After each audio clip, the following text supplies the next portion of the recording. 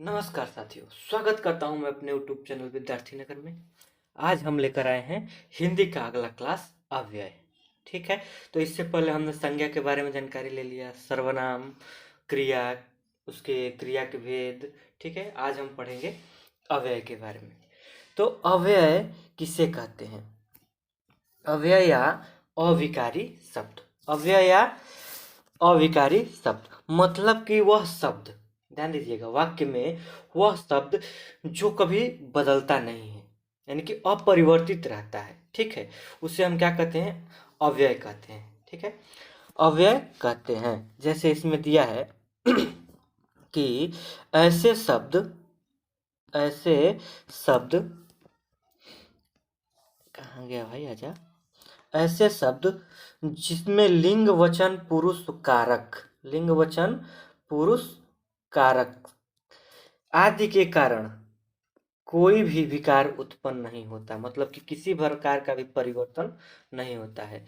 लिंग वचन पुरुष व कारक आदि के कारण कोई भी विकार उत्पन्न या कोई भी परिवर्तन नहीं होता है, उसे हम क्या कहते हैं? अव्यय कहते हैं। ठीक है, अव्यय सदैव अपरिवर्तित अविकारी रहते हैं, मतलब कि किसी भी प्रकार का परिवर्तन नहीं होता है। जैसे दिया है इसमें उदाहरण में, जब तब, इधर उधर, यहाँ वहाँ, अभी, कब, क्यों, वाह, आ। ठीक है, ये सब क्या है?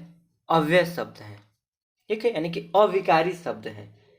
अविकारी शब्द जो, अब जैसे ये तब तब है, जब है, ये कभी भी किसी भी प्रकार से ना तो लिंग में परिवर्तन होगा, जब है तो जब ही रहेगा, तब है तो तब ही रहेगा, ना तो वचन में इसको एक वचन बहुवचन नहीं कर सकते हैं। ठीक है, इधर उधर है, इसको भी हम पुरुष या इस पुल्लिंग या स्त्रीलिंग में परिवर्तित नहीं कर सकते, मतलब कि इसको किसी भी उदाहरण को, ये जो दिया है इसमें, ठीक है, किसी को भी हम लिंग के आधार पर, वचन के आधार पर, पुरुष के आधार पर या कारक के आधार पर बदल नहीं सकते हैं।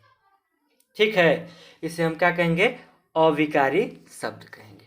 ठीक, अविकारी शब्द जो होते हैं कितने प्रकार के होते हैं, यानी कि अव्यय जो होते हैं वह कितने प्रकार के होते हैं? अव्यय अगर देखा जाए तो अर्थ के आधार पर, अर्थ के कहेंगे, अर्थ के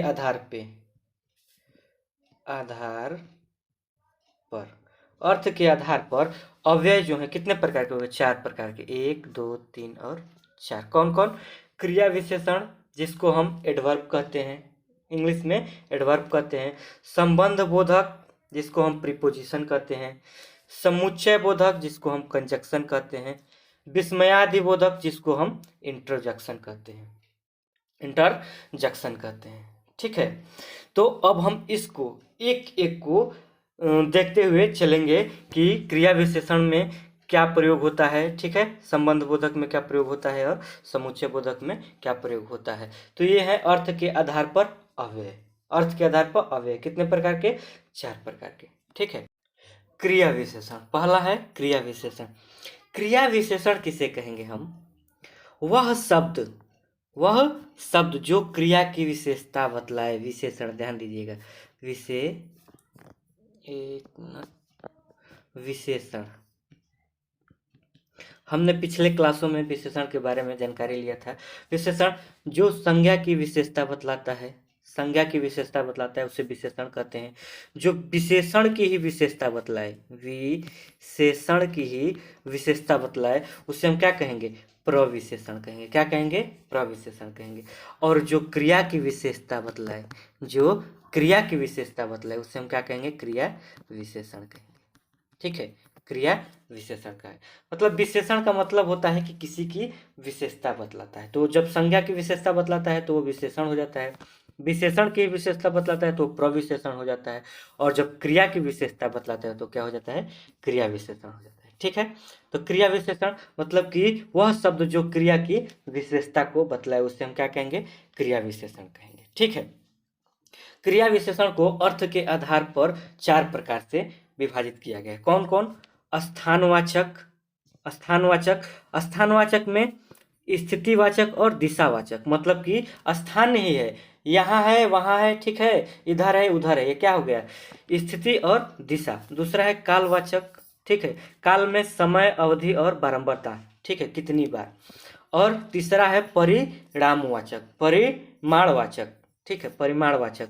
और चौथा है रीतिवाचक। रीतिवाचक मतलब कि जो काम होगा, ऐसे होगा वैसे होगा, ठीक है, धीरे चलना, ठीक। तो हम इसको एक एक करके देखते चलेंगे। क्या कह रहा है कि स्थानवाचक, पहला है स्थानवाचक, ठीक है। स्थानवाचक में क्या कहता है? स्थितिवाचक, दिशावाचक। स्थितिवाचक और दिशावाचक। स्थितिवाचक में यहाँ वहाँ, भीतर बाहर, मतलब कि मान लीजिए कि कोई सामान रखा है तो किसी को बताना है कि यह सामान यहाँ पर रखा है या वहाँ पे रखा है, भीतर रखा है, बाहर रखा है, यह क्या हो जाएगा? स्थिति का बोध कराएगा, ठीक है। उसके रखने का यानी कि स्थान का बोध कराएगा कि वो किस स्थिति में कहाँ पर रखा हुआ है, ठीक है, एकदम कहाँ पर रखा हुआ है। अब कह रहा है अगला दिशावाचक, मतलब कि वह किस दिशा में है, राम का घर कहाँ है, ठीक है, राम का घर कहाँ है, ठीक। तो राम का घर उधर है, इधर है, ऐसे हम प्रयोग कर सकते हैं, इस स्थान पर है, ठीक है, यानी कि दिशा बता देते हैं। दाएं है, बाएं है, इनके घर से दाहिने साइड में है, ऐसे बता सकते हैं। तो हम क्या हो गया ये? दिशावाचक। क्या हो गया? दिशावाचक, इधर उधर, दाएं और बाएं। तो अगला कह रहा है कालवाचक। कालवाचक क्रिया विशेषण, समय, समयवाचक, अवधिवाचक और बारंबारतावाचक, ये सब क्या आ जाते हैं? काल के, कालवाचक क्रिया विशेषण के अंतर्गत आते हैं। जैसे आज, कल, अभी, तुरंत। मैं आज जाऊंगा, ठीक है, मैं आज जाऊंगा, मैं आज जाऊंगा, जाऊंगा, ठीक है, मैं आज जाऊंगा। मतलब कि ये जो आज है, ये क्या कर रहा है? क्रिया को दिखा रहा है। मैं आज ही जाऊंगा, जा रहा हूं आज, मैं आज जाऊंगा, ठीक है। तो आज की विशेषता, क्रिया की विशेषता बता रहा है, जाना, ठीक है, आज जाना, मैं आज जाऊंगा। तो ये क्या हो गया? आज क्या है? समय है, समय है, ठीक है, समय है। और ये क्या किस में आ गया? तो कालवाचक, कालवाचक, कालवाचक क्रिया विशेषण के अंदर आ गया, ठीक है। अवधिवाचक, अवधिवाचक में क्या है? रात भर, दिन भर। अवधि का मतलब समय, कितना समय ले रहा है, रात भर, दिन भर, नित्य, ठीक है।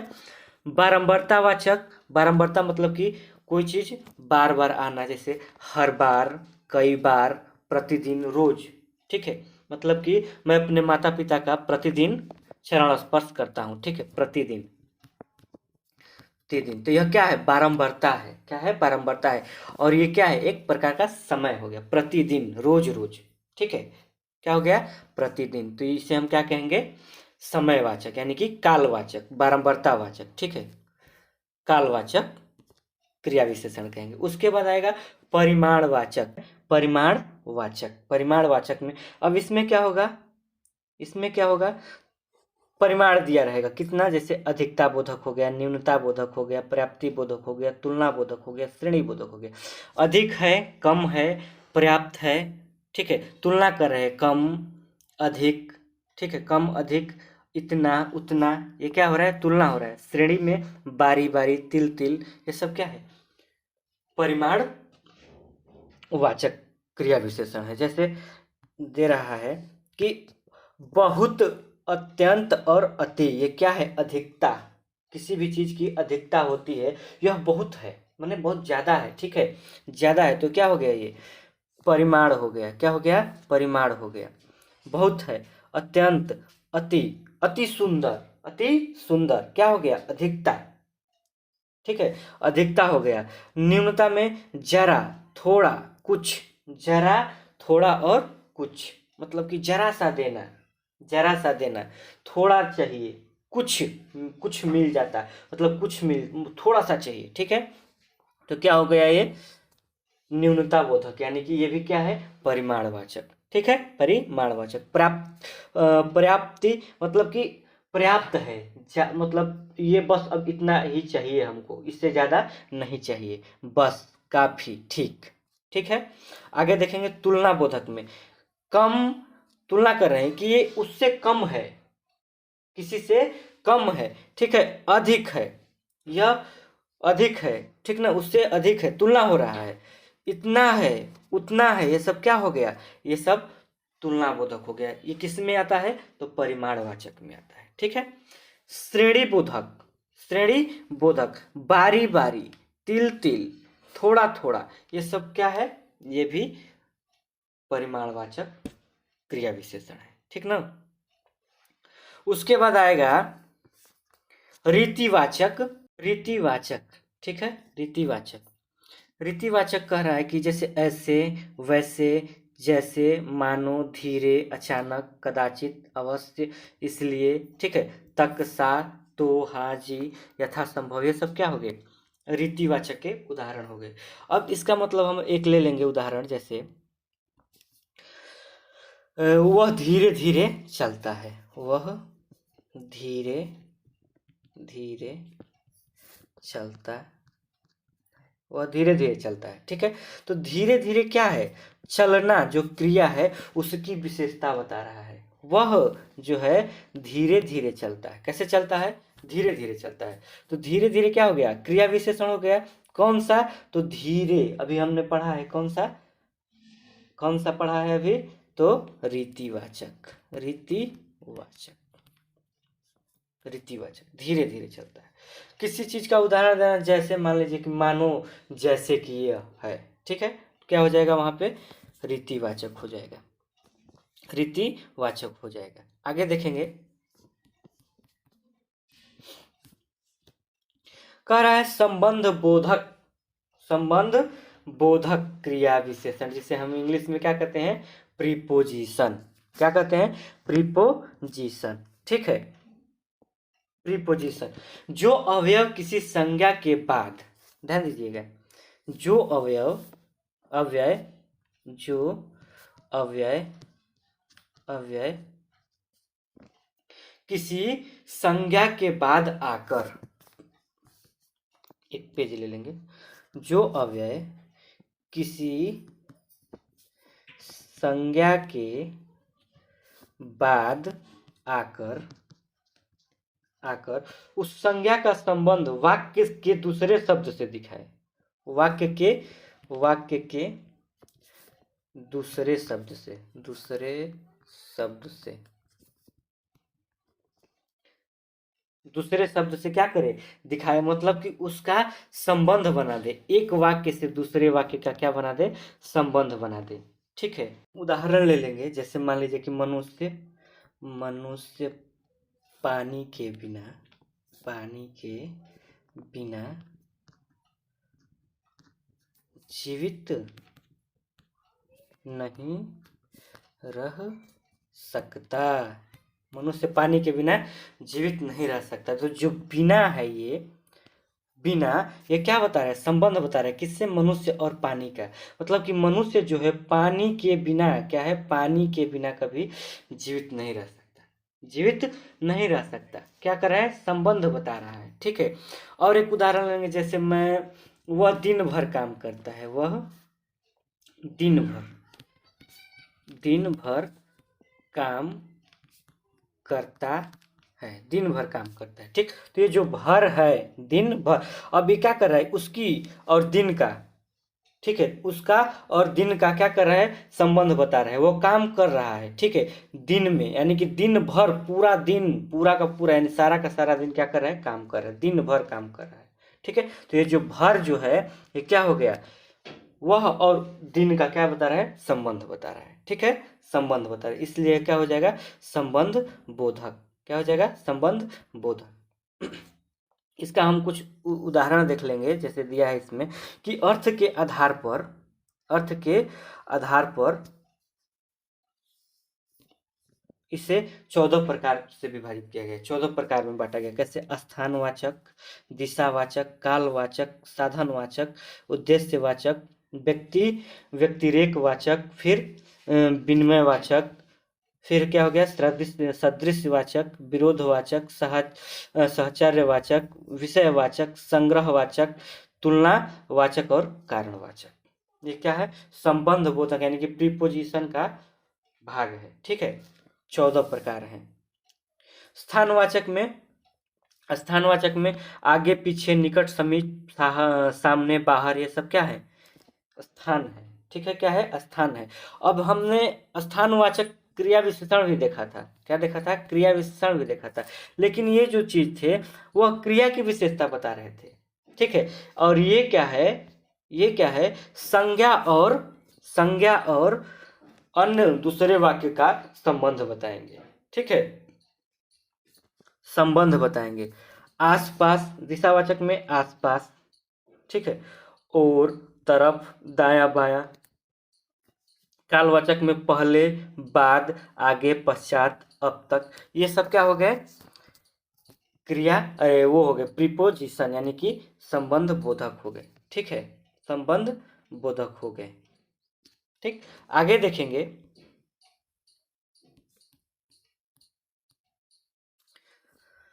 समुच्चय बोधक। समुच्चय बोधक मतलब कि कंजक्शन, इंग्लिश में कंजक्शन। समुच्चय बोधक का मतलब होता है दो वाक्यों को परस्पर जोड़ने वाले शब्द। दो वाक्यों को परस्पर जोड़ने वाले शब्द। जैसे अभी हमने पढ़ा था कि इसमें भी क्या हो रहा है?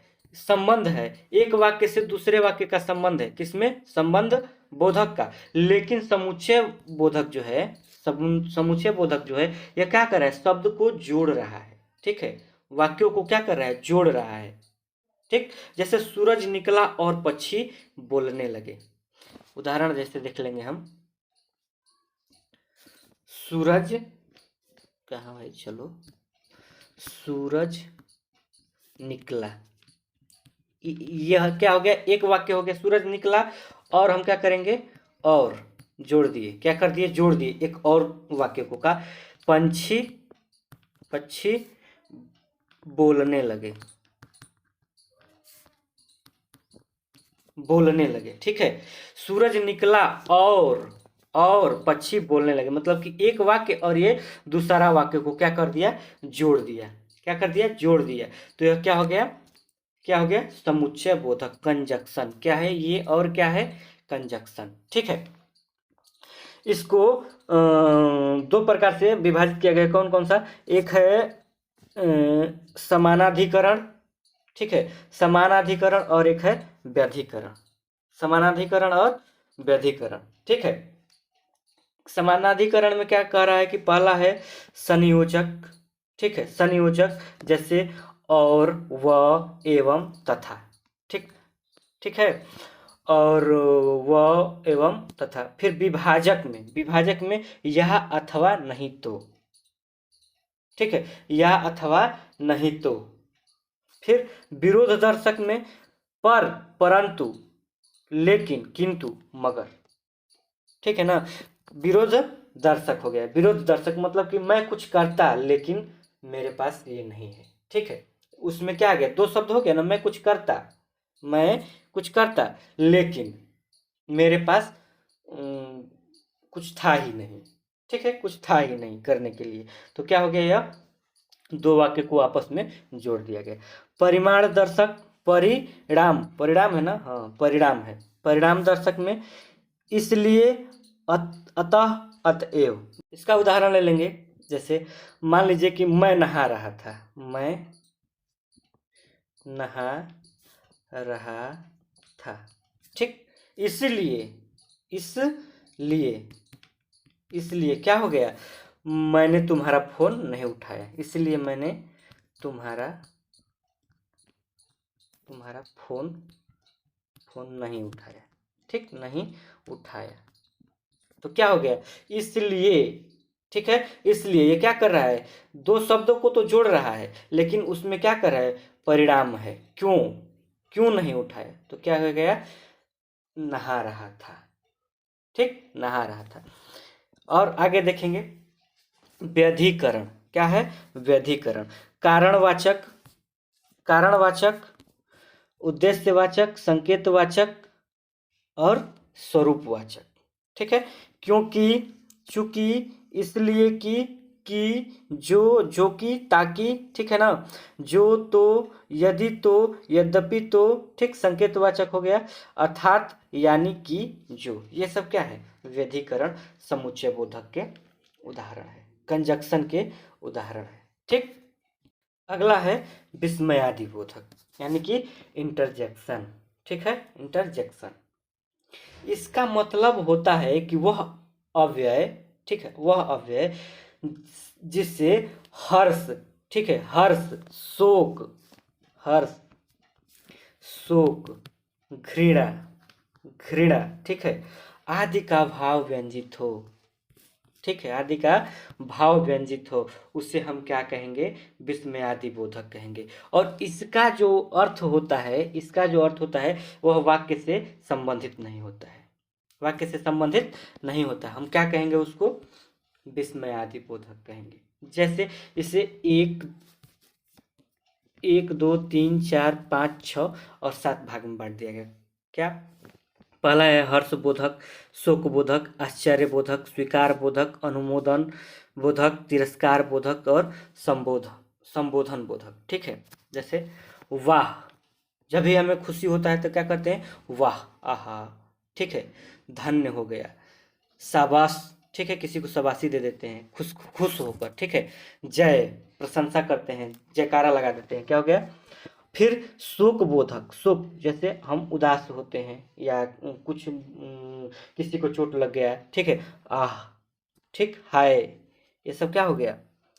त्राही त्राही, ये सब क्या हो गया? शोक बोधक हो गया। उसके बाद आश्चर्य, आश्चर्य मतलब कि अचानक से आश्चर्यचकित हो जाना, ए क्या, ये क्या हो गया? ठीक है, ये क्या हुआ? आश्चर्यचकित हो जाना, ओहो। ठीक है, ये सब क्या हो गया? उसके बाद स्वीकार बोधक, स्वीकार है, हाँ हाँ मुझे मंजूर है, ठीक है, जी, हाँ, अच्छा, जी, ठीक है। क्या हो गया इससे? यह सब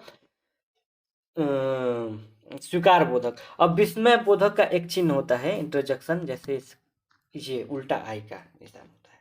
ठीक है, फिर अनुमोदन बोधक, ठीक है, ठीक, अच्छा, हाँ हाँ, हो, ठीक है। फिर तिरस्कार, छी, तिरस्कार जैसे घृणा वाला शब्द आ गया, छी, हट, धिक, दूर। ठीक है, ये क्या हो गया? दुरकारना, दुरकारना, किसी को भगाना। तो ये सब क्या हो गया?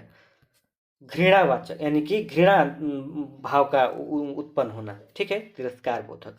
और संबोधन, किसी को संबोधित कर रहे हैं, अरे, अरे भाई, अजी। ठीक है, ये सब क्या हो गया? संबोधन बोधक हो गए। ये सब किसके उदाहरण थे? विस्मयादि यानी कि इंटरजेक्शन, इंटरजेक्शन के उदाहरण थे। आगे देखेंगे निपात। ठीक है, निपात, निपात किसे कहेंगे? निपात का प्रयोग अव्यय के लिए ही होता है, अव्यय के लिए ही होता है। निपात भी क्या है? एक अव्यय ही है, लेकिन ये शुद्ध अव्यय नहीं है, अशुद्ध है। कैसे है? अशुद्ध है, अशुद्ध अव्यय है। ठीक है, इनका भी कोई लिंग वचन नहीं होता है। ठीक है, इनका भी कोई लिंग वचन नहीं होता है। ठीक, निपात का प्रयोग निश्चित शब्द, ठीक है, शब्द समूह या पूरे वाक्य को अन्य भावार्थ पदार्थ करने के लिए होता है। ठीक, मतलब कि यह भी क्या है? एक अव्यय ही है, लेकिन यह अशुद्ध होता है, अव्यय की तरह नहीं होता। ध्यान दीजिएगा, यह भी क्या है? स्वीकृति बोधक, नकार बोधक, निषेध बोधक, प्रश्न बोधक, विस्मयादि बोधक, तुलना बोधक, अवधारण बोधक, आदर बोधक और बल प्रदायक। अभी हमने अव्यय में भी तो पढ़ा था ये सब। ठीक है, ये सभी को क्या किया था? पढ़ा था। तो ये भी एक प्रकार का अव्यय ही है। ठीक, अव्यय के स्थान पर ही प्रयोग किया जाता है। क्या है? ये निपात है। ठीक, जैसे मान लीजिए कि एक हमने उदाहरण ले लिया। क्या करेंगे? जैसे मान लीजिए कि एक उदाहरण ले रहे हैं, निपात का उदाहरण लेते हैं। रमेश ने ही मुझे मारा था, रमेश ने ही मुझे मारा था, रमेश ने ही मुझे मारा था। ये जो ही है, रमेश ने ही मुझे मारा था, मुझे मारने का क्या कर रहा है? काम कर रहा है, रमेश ने ही। ठीक है, अर्थात रमेश के अलावा और किसी ने नहीं मारा, रमेश के अलावा और किसी ने नहीं मारा। ये क्या हो गया, ये बल, ये जो हमने पढ़ा था यहाँ पे, ये लास्ट वाला बल प्रदाय निपात का एक उदाहरण है। ठीक है, रमेश ने ही मुझे मारा था। एक और उदाहरण, जैसे रमेश ने मुझे ही मारा था, रमेश ने मुझे ही मारा था।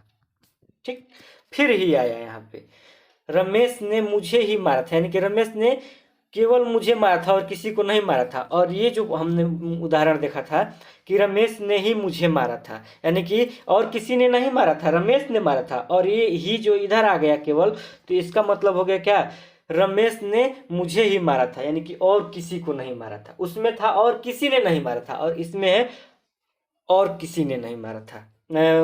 रमेश ने मुझे ही मारा था और किसी को नहीं मारा था। ठीक है, इसमें एक और उदाहरण हो जाएगा, जैसे मान लीजिए कि रमेश ने मुझे मारा ही था। ठीक है, अर्थात हमारा ही था। ठीक, गाली आदि नहीं दिया था, मतलब केवल मारा था। इसका मतलब कि जो ही जो है निपात, ही जो है यह क्या कर रहा है, वाक्य के कहीं भी किसी भी स्थान पर आ करके वाक्य के भाव को बदल दे रहा है। ठीक है, वाक्य के भाव को बदल दे रहा है। ठीक, तो यह क्या हो जाएगा, निपात। यह वाक्य के भाव को बदल देता है। निपात क्या होता है, वाक्य के भाव को बदल देता है। ठीक है, वाक्य के भाव को क्या कर देता है, बदल देता है, किसी भी स्थान पर आ जाता है। जैसे रमेश ने ही मुझे मारा था, फिर रमेश ने मुझे ही मारा था, या फिर रमेश ने मुझे मारा ही था। ये तीनों वाक्य में ही लगा है, ही का मतलब क्या हो जा रहा है, अलग अलग हो जा रहा है। ठीक है, वाक्य के भाव को क्या कर रहा है, बदल दे रहा है, भाव को बदल दे रहा है, उसे हम क्या कहेंगे, निपात कहेंगे। है क्या, यह भी अव्यय ही है। ठीक है, अव्यय ही है। तो आज के लिए बस इतना ही। आज हमने अव्यय के सारे भागों को पढ़ लिया है। ठीक ना, तो आज के लिए बस इतना ही रहने देते हैं, फिर मिलेंगे अगले क्लास में। तब तक के लिए जय हिंद।